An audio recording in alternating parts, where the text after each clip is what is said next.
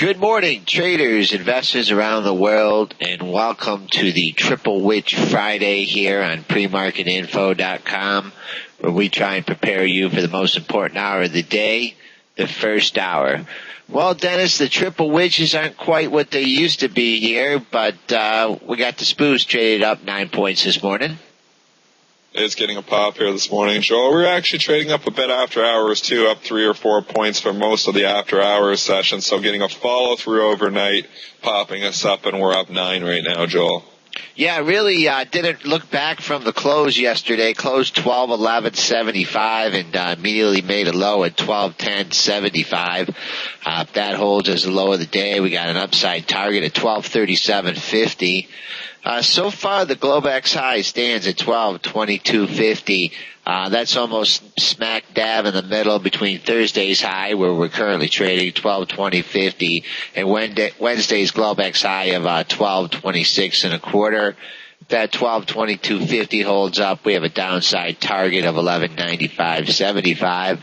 But just look at quiet day yesterday, Dennis, kind of an inside day. I'd be looking above this 12.20.5 level. If we could hold above here, test that 12.26. Not a lot above that 12.26.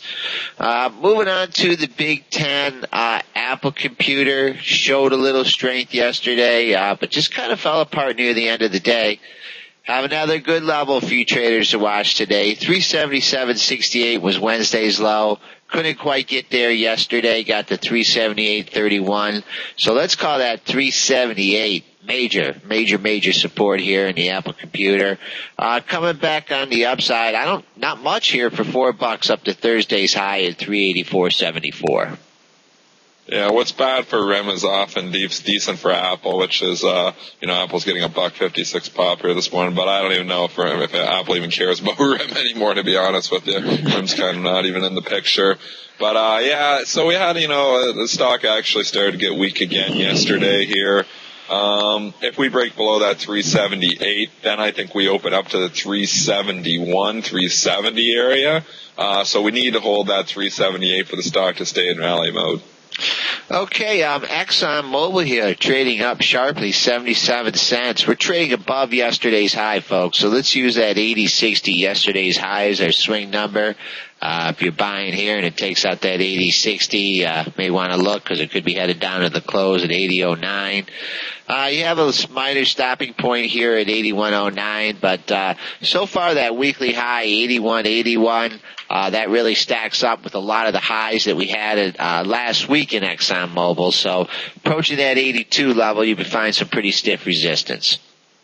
Yeah, 82 is huge on this, Joe. There was some size there. Expect the high-frequency guys to be in the 81.90s and other people leaning on them in the 81.80s. I think that's why you're seeing the week high at 81.81. So this thing gets, into the high 81s, and there's sellers all over the place. Okay, IBM just quietly has come down off its all-time high up there to 195.40. Touched down under 187 yesterday, 186.89. We're a couple bucks above there now. Let's use our first support point at 187.48 and then this 186.89. Coming back on the upside, folks, not a lot up there until you get to that 191.07, which is a two-day high. Yeah, we had an interesting trading day there yesterday. IBM was strong early on, and then about 10 a.m. just came out and sold the stock straight off $3. Tried to just kind of hang out there all day before selling a little bit off towards the end of the day. This stock gets pretty thick when you get up to the 190. So if we get up into that 190 area again, I'd expect some resistance. Obviously, keep an eye on that 186.89 low from yesterday. If that's taken out, it's going to start to get ugly again. Okay, Microsoft. Dennis, when are you going to wake this stock up here? Trading again between 25.50 and 26.86. Two highs there, 26.86 and 88 from Wednesday. 25.86, I think you mean, Joel. Just what did I say? For listeners, 26.86, 25.86. 25.86, you had Tuesday's high above that at 26.10. Just a whole host of support here down at the 25.50 level. This stock just can't seem to break out of that range, Dennis. the stock just, that 26 just puts a lid on it. So anytime this gets in the high 25s, seems to be a sell. And unfortunately, I still remember my trade from a few days ago. I sold her right there around 25.95 and started trading over 26, and I was like, I don't like it that much, and I lost, I think, 6 or 7 cents. Why would I just held the thing a little bit longer? I almost bought the high there, and only got up to 26.10, and obviously hasn't even sniffed up there since. So keep an eye on that 26.10 level too, even if it does take up to 26. Did you make the journal on covering that? I was 20. I think I covered 2603, 2604, somewhere in there. So I didn't quite make the journal, but definitely didn't trade that one right. Okay. Chevron Corporation, Dennis, is a bit higher than 99.73. I see that with the SPU's up 10 here, I'm seeing the last trade at 99.73. If that's the case, could be looking at a cheap open here. Double bottom from Wednesday and Thursday at 99.32 to 51. Major support, closed right in that area. Really not much up here until 101.60, so could get a quick $2 pop here in Chevron Corporation unless some of that news, that oil spill news is still lingering over the stock. Yeah, no real trades yet. There was a little odd lot that went at 99.73. That's what you're seeing. It's a $100 bid right now. $100 even just for 100 shares. Best offer's up at $100.92. So there's a 90-cent spread there. So they haven't figured out. Obviously, CPI coming out here in 20 minutes. So maybe that's going to give us a little more indication of where some of these stocks might open. But with the SPU's up 10, you got to think Chevron would probably open up in that 101 area. Okay, interesting formation here in the J&J. We're opening up into 3 of 4 previous days high, 64.20. We're currently trading above that highest level at 64.20 at 64 and a quarter. Not up that much on the day. If you're buying the open, let it hold on there, that 64.20, maybe come down and test settlement at 64. But this stock with the market up 10 looks poised to go try and take out that 65 level again. Yeah, that 65 area, though, real thick, Joel. Obviously, that big seller's up there. But this thing looks thick all over the place in the book. Obviously, it's triple wedge. Sometimes you see some funny stuff going on with size. But I'm seeing size of 64, size of 64.20, size of 64.30. I mean, if you don't get some serious bidders to come in at that size hold, it's going to have trouble even opening up on the day. But keep an eye on it, though. We're up 10 right now. A lot of things can happen with the CPI number coming out. But this stock is going to be really thick if you get in the upper 64s. Okay, Procter & Gamble just kind of meandering around that 63.5 range to 65.5. Kind of trading in the upper boundary now. 65.30.21 was yesterday's high. Currently trading a little bit above that. If in fact it can hold that level, we'd be looking at test of that weekly high at 65.5. And then perhaps a test of the $66 level.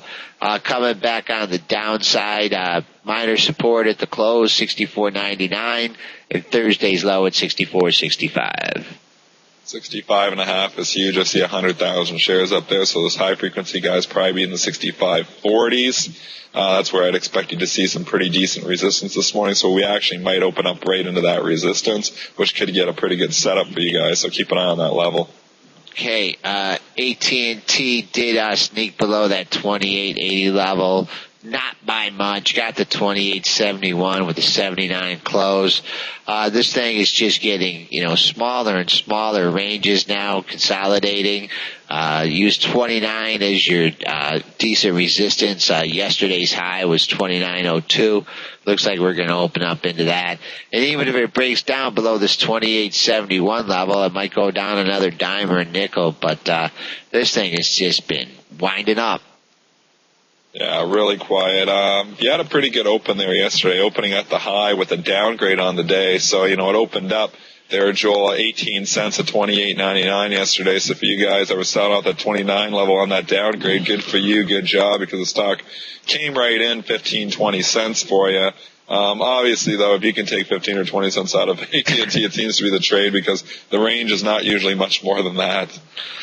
Okay, GE just trying to knock on the door of this $17 level, $16.98, has kept a cap on it for the last week or so. Currently trading above Thursday's high at $16.87. Another, tight range in that thing yesterday, 30-cent range. Let's use $16.59, yesterday's low, as minor support. You had the 5 out of 6 lows between that 16.25 and 16.36 level. So you really can't look down for a breakdown of GE until we close below there.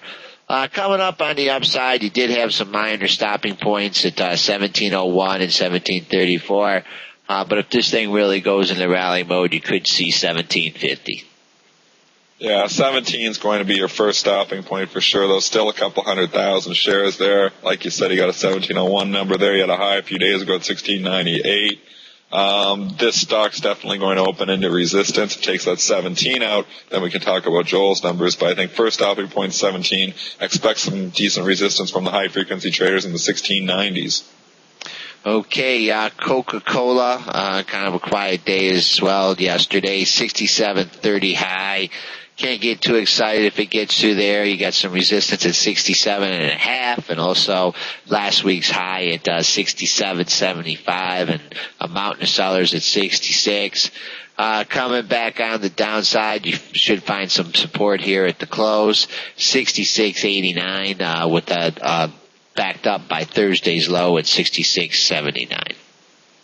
Yeah, that mountain of sellers, I think you meant at $68, Joel. There's still that mountain there, so that's going to be major resistance. The high-frequency guys like to lean on those big sellers at 68, so they'll be selling in the 67.90s. There's other people a little more aggressive selling in the 67.80s, so expect resistance all the way from 67.80 to $68.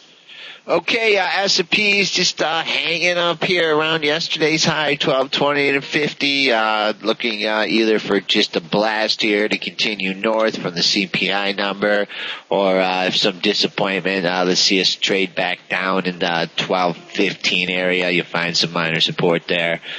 That's the first portion of our show, the S&P's and Big Ten analysis. We're going to take a quick break, and we'll be back after the CPI with our market movers.